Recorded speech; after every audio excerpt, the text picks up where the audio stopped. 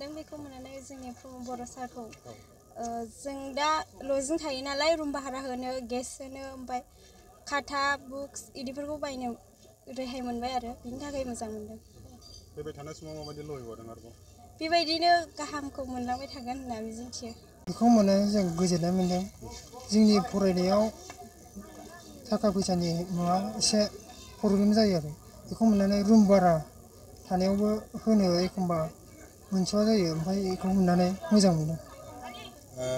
आवगायनि समफ्राव नोंथांमोना बेबायदि गुबुन सरकारा होफेराखैमोन नामा? सिगांहाय मोनफेराखैमोन एबार फार्स्ट टाइम मोनदों आरो। मा इयाराव फरायो कलेजाव? बिए थार्ड सेमाव। मोजां मोनदों।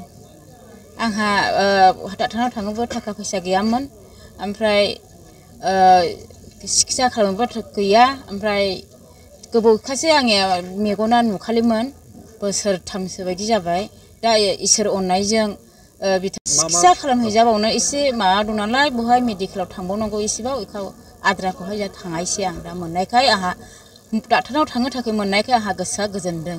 आवगायनि समफ्राव बिपिएफ सरकार बायदि सरकार दंमोन बेनि बेलायाव नोंथांमोना मोनफेराखैमोन नामा?